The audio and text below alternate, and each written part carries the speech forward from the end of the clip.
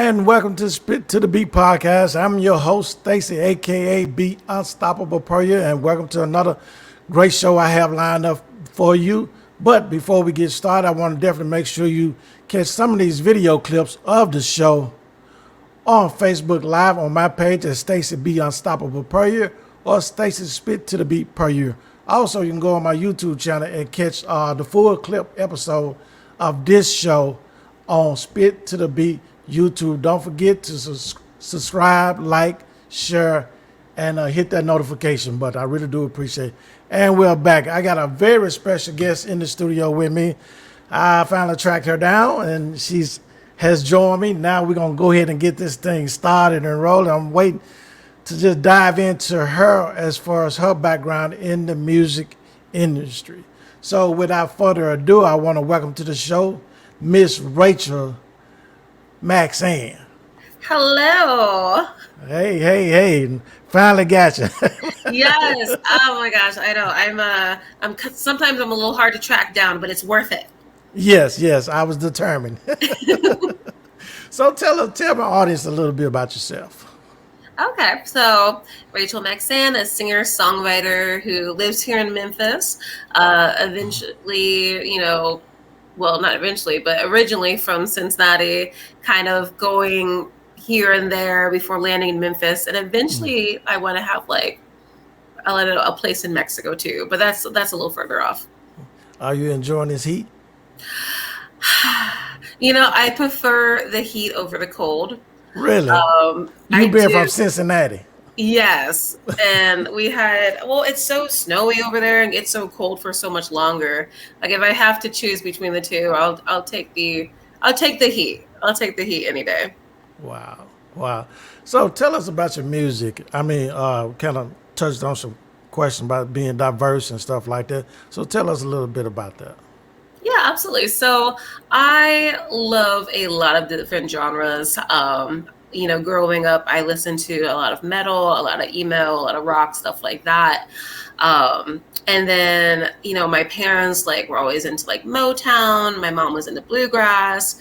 And we got trained in classical. So definitely just have always been interested in every genre. So I feel like it really affects my music that way because I don't mind putting emo elements, whatever elements into my music if kind of that's where it's leading me. So that's kind of where the genre bending comes in with just me liking everything and not being exclusive to any type of music. Good. I was going to ask you about that because I know the other thing that you like the folklore and vintage type music. What is that about? The vintage. So vintage indie rock. I actually coined both those terms. Okay. Because I was trying to find something that really described it.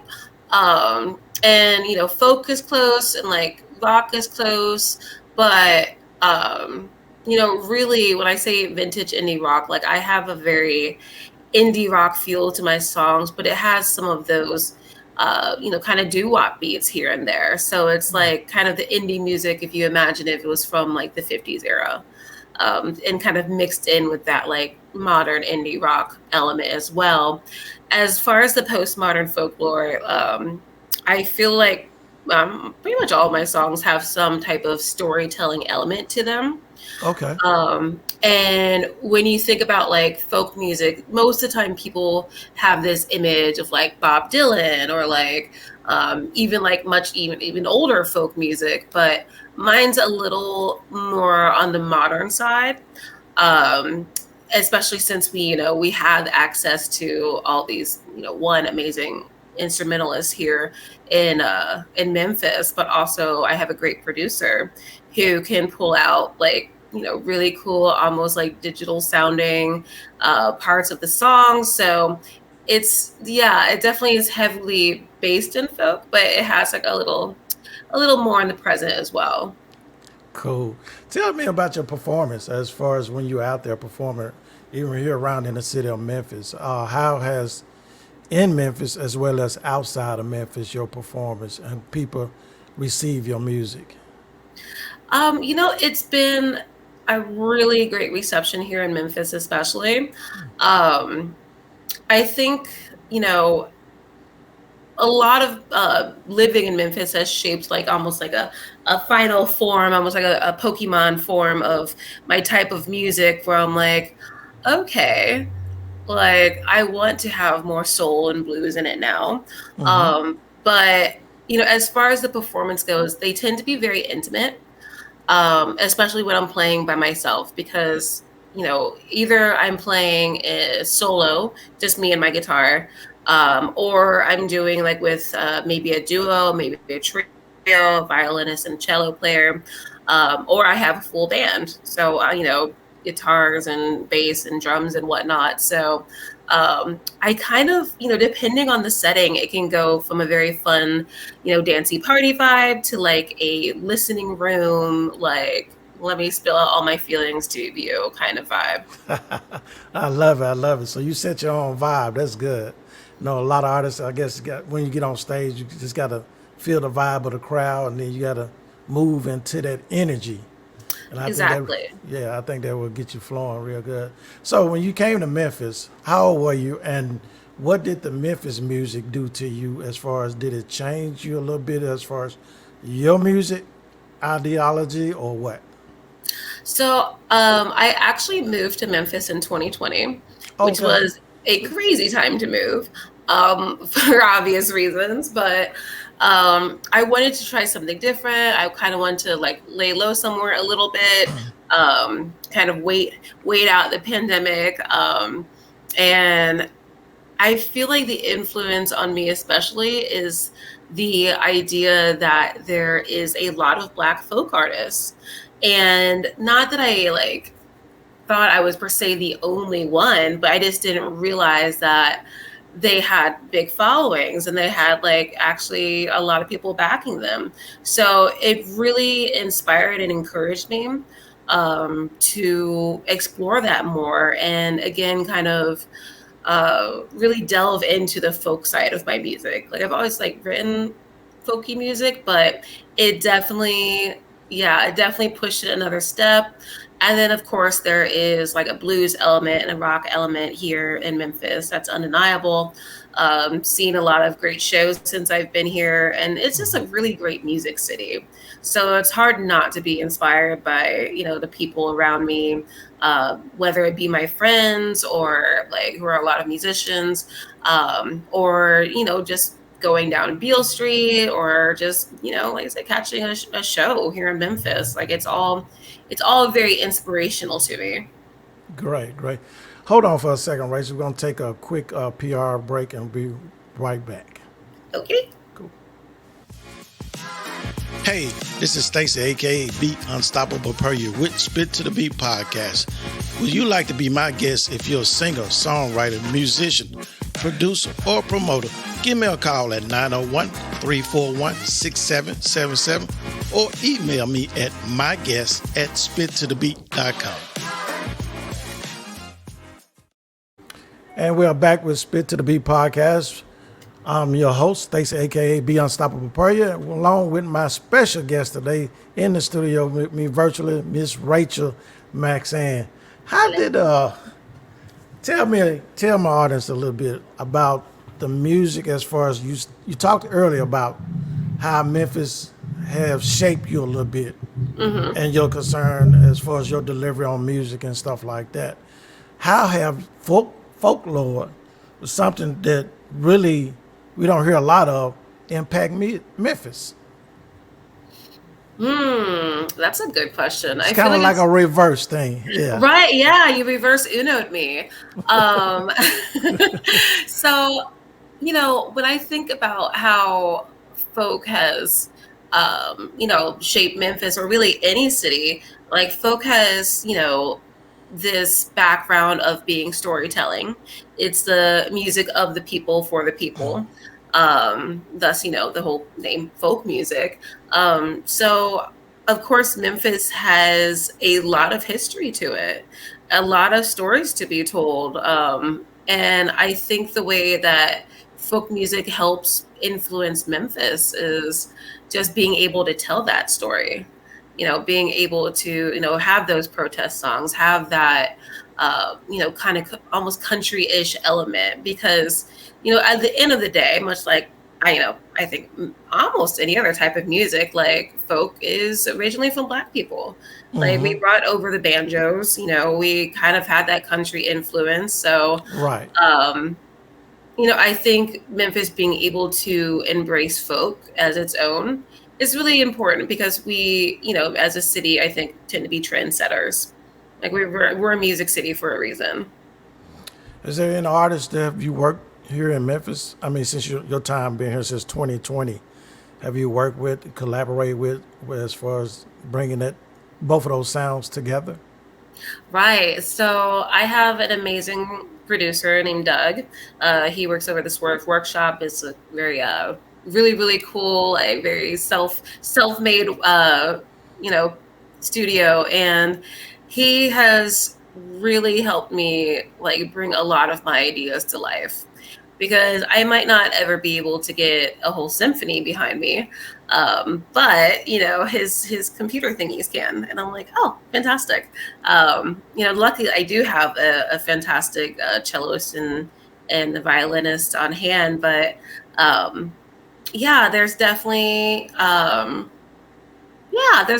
been some great collaborations, especially the violinist is also my best friend, Alice Hazen. She's absolutely amazing, plays the fiddle like none other, and studied like folk music and, fiddling tunes and whatnot. So as we started to play together, I did notice, I'm like, oh, okay, like this is getting even more folky, because the violin just adds that element to it, that Yes. that fiddling. And outside of that, I've been lucky to be inspired by some Memphis-based folk artists, Valerie June being one of them. I joined her for a portion of her Moon and Stars tour. Was that last year? Wow, like last year. Um, and even though we haven't been able to like write songs together yet or anything like that, just being able to see how people welcome her, to see the types of music she does that is so beautiful and so meaningful. um it really did inspire me again, and it was, it just worked out really well. She was from Memphis, so I was like, oh yeah, you can do this, I can do this, yeah. Yeah, yeah. So that goes right into my next question. How's your songwriting process? How do they go about when you hit in the Hmm. studio or at home? You're chilling, you're drinking on some wine maybe or whatever. Get feeling the vibe. So how did that process go? That you pretty much hit it on the nose. Yeah, most of the time, like I do try to take time where I'm just like, sit, write, chill. But more often than not, it gets kind of inspired in that moment. Maybe, like I said, I've had a good glass of wine and able to chill out, and I'm thinking something's been on my heart. And then it usually comes out within the day, if not maybe 2 days. Like my, you know, songwriting process is sometimes far and few between, but it happens very quickly, Hmm. because as soon as I get like the pattern I would want, the tuning, whatever, um, the words kind of flow out, because there's usually something always on my heart. Like I'm a very Cool. sensitive person, so I tend to like have something always in my mind that like I need to get out, and writing really helps me process things and helps me kind of like lay it out and make it not seem so bad or too stressful, because it's like, well, I can't be too mad about it, it's a song now. And it's a hit. Yeah. That's a hit. That's awesome. So the guitar is your go-to instrument, or is there any other instruments that you're able to play? Guitar is my go-to, but I was originally trained on piano. Okay. um and I play it here and there. Like I just played it at my album release show, and every once in a while I'll do a gig at the Zebra Lounge in Midtown. But yeah, I just kind of moved from piano to guitar, mostly convenience sake. Like it's harder to move around a freaking piano than it is guitar any day. So I was like, Yeah. I'm going to focus more on guitar. It helps me Right. get to places easier. A lot easier to pack up. So much easier to pack up. So much can easier you to pack can up. you imagine you going down the street with a big old piano in the back of the trunk? Right. I'm like, I don't know how people do it. I have a few pianist friends and I'm like, that just seems like that's A about lot on of par with work. having, with being like a drummer. And I'm like, I'm Yeah. not trying to carry all that stuff. But besides that, I've been teaching myself banjo. I have a ukulele, and I just kind of like every once in a while just pick up random instruments. I have a harmonica that I'm not particularly good at yet. But those are, I feel like piano and guitar are like my two main, and then like I dabble in some other instruments. Okay, we talked about your performance and stuff. So, do you have any other projects? I mean, coming up? I mean, in the near So future. as far as projects go, actually, I have a song that I wrote recently that I plan on recording. I might wait until October because I'm doing a small like St. Louis weekend, and part of the time that I'll be there, I'll be in a studio. So I was like, okay, I'll kind of hold off on that. So that won't really be till October. Until then, I'm still writing. I've been thinking about like a song I might want to cover, just like as put out as a single. And yeah, and then of course, like I mentioned my producer earlier. He also writes songs. So I told him like as soon as we get this album done, like we should focus on some of your stuff. And I love to put lyrics to it because he writes he writes these beautiful flowing arrangements, and then just we'll sit in the studio like with the wine and hanging out, and I'll be like, let me see if I can figure out some words to this. So yeah, so that would probably be mostly what I'm doing as far as new projects. Okay, cool. Hold tight. One more time. We'll take another PR break. We'll be right Cool, back. cool.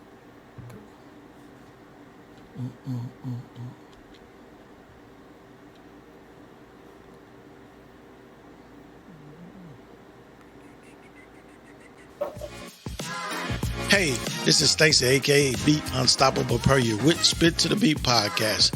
Would you like to be my guest if you're a singer, songwriter, musician, producer, or promoter? Give me a call at 901-341-6777 or email me at myguest@spittothebeat.com. Hey, this is Stacy, aka Beat Unstoppable Per You with Spit to the Beat podcast. Would you like to be my guest if you're a singer, songwriter, musician, producer, or promoter? Give me a call at 901-341-6777 or email me at myguest@spittothebeat.com. All right, all right. Look, let's talk about that album you just done, you produced. What's the songs on there? How many tracks you got on there? So it is 11 tracks, Okay. which it just kind of worked out that way. And I don't know, I wanted it to be an odd number. Um, don't ask me why, I just wanted it to be an odd number. Yeah, normally And it'd be like 12 or something like that. Most so what is people. it? So normally it'd be like 12 or maybe 10 Yeah, for like most people. 10 or 12. Like Yeah. I don't, there's not too many uh albums out there that have 11. Not that I know of anyways. They Yeah. tend to run toward even numbers, but I was like, I'm gonna make it odd. Uh Something different. Oh wow. yeah, So something different what's the about it. names? So what's the name of some of the songs? So the album itself is called Black Fae, and then there's a song It's called already released, right? Oh yeah, it is. It Okay, is cool. out there into the world. I've actually also I just started a Kickstarter because I really want to put it on vinyl. It'll be my first vinyl, and those things cost so much money, just for even a few of them. So yeah, we'll fingers crossed on that. But yeah, one of them is called what did I say? Oh yeah, Remember the Stars, which is kind of a environmental song. I wrote it actually, I think it was last year. I went to Mexico for about a month with my dog, and we'd sit by the beach like every day and just, have our time. And I noticed within all the beauty in the landscape, there was also so much trash. Like coming up, and I'm like, oh, this would be such a, serene place if it weren't for like the piles of trash. So that kind of inspired that. Yeah, that kind of inspired that song. I have a song on there called Seven Seas, which that one kind of discusses like my traveling more or less, and the feeling of, after I was gone from Cincinnati, like I left when I was like 17, and we kind of like come in and out here and there, but the time that I was away, probably the longest I'd come back, I don't think I'd visited home for like 2 or 3 years at that point. And it didn't hit the same as home before, because before I'd be like, oh, I live in this city, but like, hometown Cincinnati, and I was going back, but I had the feeling that it really wasn't that anymore. And it's such it's a jarring feeling, because I'm like, well, this is, it'll always be my home, like my family's here, I always, and friends, like I always come back and visit, but it no longer felt like my home. So yeah, it kind of the song kind of talks about that a little bit. How did Memphis get on your radar then? So I was actually on a tour in 2019. I did a solo tour, and Memphis was one of the cities that I had picked out, because I'd never really been there. I knew it was a music city, and I was, of course, doing the Cincinnati to Nashville to Memphis to, I can't even tell you all the stops now, Louisville, in Atlanta. There was a bunch of places on the tour, but I just really fell in love with Memphis. I fell in love with the people. I played with a band called the Everdeens and a band Okay. called Mama Honey. And they're just the most wonderful people to have a show with. They're just very kind, very talented. And I intentionally had like a day off in Memphis. I went to Midtown and Sun Studio and Stax, and just had like, a little mini adventure of just like, Yeah, yeah. hanging out in Memphis. I'm like, this is such an awesome city. So I felt very attracted to it already. You said earlier that you had sometimes you perform by yourself. Have you ever done a complete performance with all the instruments that you attempt to play besides the guitar? Probably the closest I've come lately was the album release, where I had my full band, but I also had my celloist and my violinist and my producer there to play piano, as well as a couple other guest artist friends of mine. Our Marcella Simeon came, and she was like singing background and playing, and um, oh yeah, Louise Page like came and played a song on piano for me, and Bailey Digger came with a second guitar. So yeah, that was probably the most like people and most like kind of collaborative show I've had in a while, because if it was all of the instruments I wanted and had in my album, it'd be a pretty big band to have every time. Awesome. Look, before we wrap the show up, I want to ask you one other thing. What would you say to artists that are coming up in the music industry, not to get trapped in a box of just one genre, as we talked about earlier, but what word of advice would you give to them as they're coming up to fight against those doors that may shut in their face? Right. I would say, you know, yes, don't listen to other people when they try to limit you, but more importantly, don't let you limit yourself. Because I think sometimes we feel like we have to fit in a box to make it make sense for ourselves. But at the end of the day, we are very complex, beings on this earth, and we are capable of having lots of different thoughts and lots of different feelings and lots of different interests. So I would say, don't pigeonhole yourself. Like, you can explore anything you want, because the world is your oyster. So why not? Awesome, great. I want to thank Miss Rachel Maxann for being on Spit to the Beat podcast, taking time out of her day to spend with me and to share with my audience about the music industry and her journey in the music industry. hold tight for me as we wrap up the show. I'll be right back, okay? Cool. Hey, this is Stacy, aka Be Unstoppable Per You. Thank you for listening to our show, Spit to the Beat Podcast. If you would like to be a sponsor, visit our website at www.spittothebeat.com and click the support tab and leave a donation. We really would appreciate it. Thank you again for listening. Also, catch every episode Thursday morning at 8 a.m.